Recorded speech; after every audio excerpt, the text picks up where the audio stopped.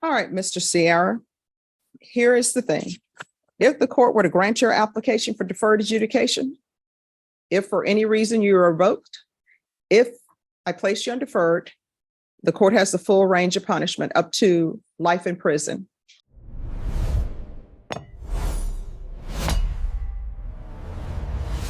All right, the court is calling 2023 CR 3412B.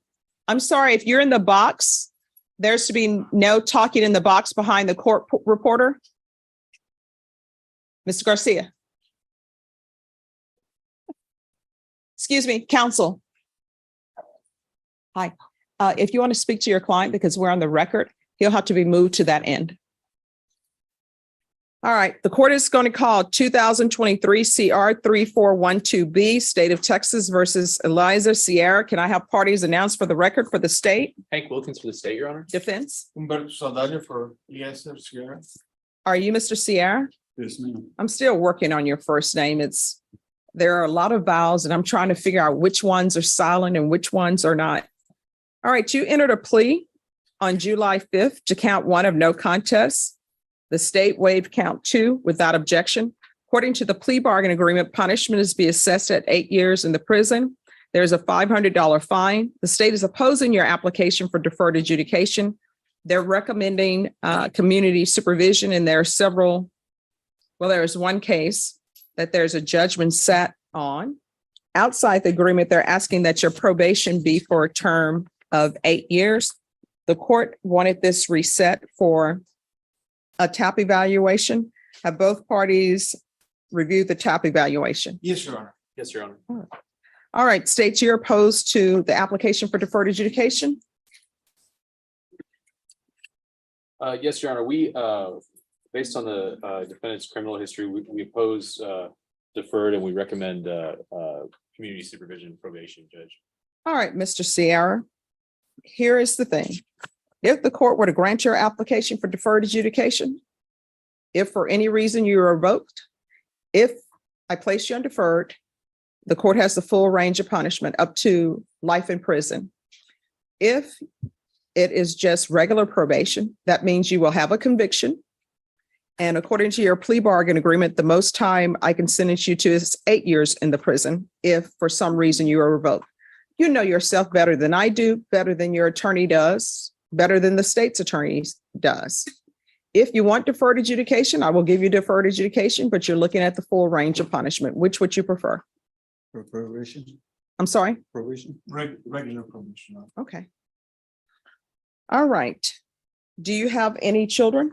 Yes, ma'am. What are their ages? 6, 7, and 8. And who do they live with?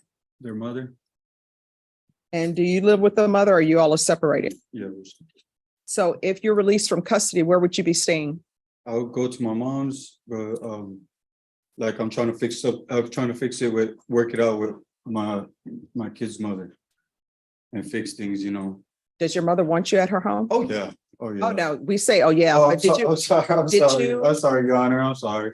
did you call her and ask permission Yes, to ma'am. stay with her? Yes, ma'am. And what was her answer? Yes. All right. All right, this is what the court is going to do. The court is going to sentence you to 8 years in the prison, suspended and probated for 8 years. There's a $500 fine that will be probated. Has the judgment satisfied already been taken care of in county court cause number 699061? Judge, let me grab my computer. I'm sorry. All right, thank you. There'll be 200 hours of community service restitution. I'm going to ask for parenting classes and probation. Whichever parenting classes probation deems appropriate, be it rainbows, a compadre, or triple P, either those will be agreeable to the court. Judge, I can email those prosecutors to run the judgment satisfied, if that's okay. Sure. And there should be a judgment satisfied in county court for cause number 699061. There's to be destruction of the handgun in that case.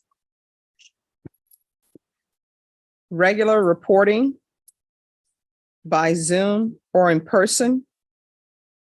We're going to do the UA hotline until further notice. Intensive outpatient treatment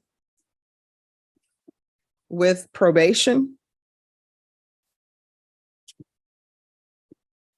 90 sober meetings in 90 days. Proof of employment within 30 days of release. There's to be no employment as a home health care provider or with minors.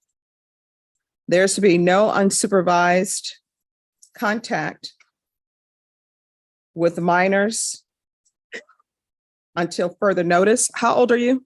I'm 31. What are you planning on doing with the rest of your life? Be there with my kids, hopefully go. Excuse me, just 1 second. Sir, you dropped something. Okay. All right, we're back on the record. Get this done and hopefully go back to the islands, you know, and live life better than this. Okay. Probation, is there anything else he needs?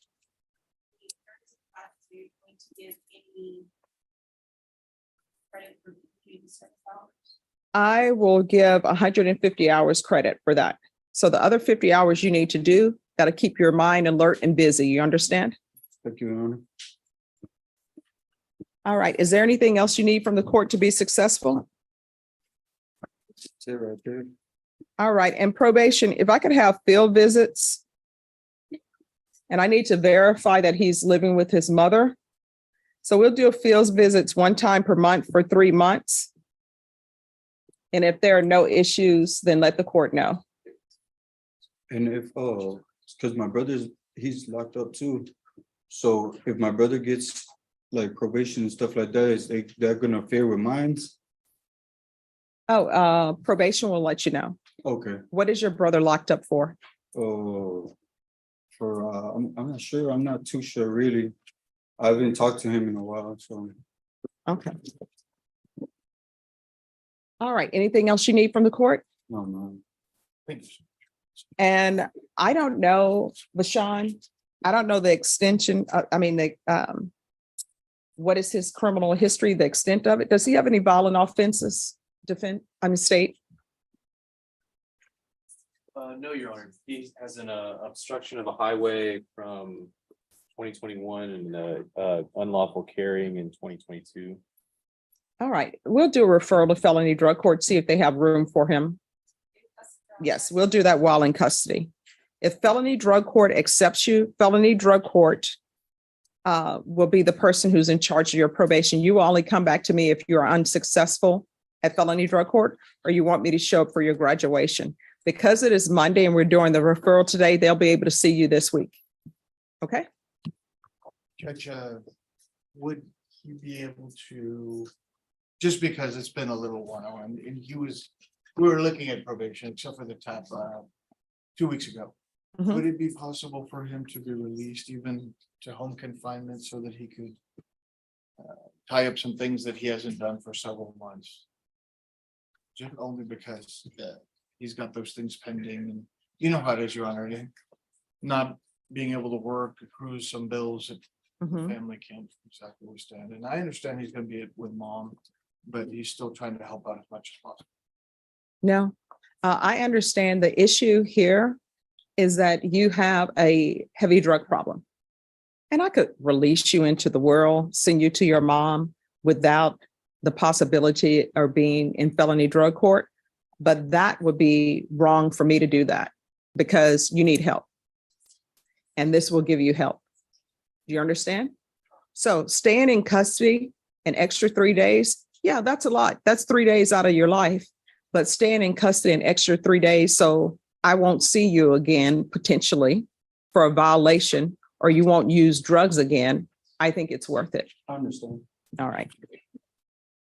You reviewed the trial court certification, We did, Your Honor. understood it and signed it? Yes, Your Honor. All right, because this is a plea bargain agreement, because I followed your plea bargain agreement, and because you waive your right to appeal, you do not have the court's permission to appeal. Do you understand? Because this is a felony conviction, you're not allowed to own or possess any weapons or ammunition. If you have a question over what a weapon or ammunition is, you'll need to speak to an attorney. Do you understand? Yes. All right, we can go off the record. So what is this neck tattoo about? Uh, when I was young. All right. And I see you have St. Croix. Yes, my island. Right. So when are you going back to St. Croix? Hopefully when I get this done, save up enough money. Do you have Sure. family there? Yes, all my family's there really, either there or in Miami or in New York. Okay. But not, your mom's not there. No, my mom, no, because she got with somebody from here from San Antonio and it didn't work out with him, so. All right. I hear St. Croix may be expensive. I had a Oh, couple of classmates who were from St. Croix. It actually really isn't. It's not, and now the US just fixed it up and stuff. So, it's pretty beautiful now from what I hear. So I want to check that out. All right. You may not want to say that too loudly because then everybody will go down there and prices will rise. Yeah. Deputy Laura and I and the rest of the staff, we're looking for a place to retire. I can't swim, but I can just sit on the beach and watch the waves. All right. Good luck to you. In this court, communication is key. Yes. So while you're on this probation, you need to ask yourself this question for everything you do. Is this something that will result in me potentially going to prison for 8 years? If the answer is yes, don't do it. If the answer is maybe, don't do it. You understand? Yes, ma'am. And if your brother gets out of custody and comes to stay there, you are two separate human beings. You need to stay on your path. You understand? All right. Good luck to you. Eliza Sierra appears before the formidable Judge Stephanie Boyd, having entered a no contest plea.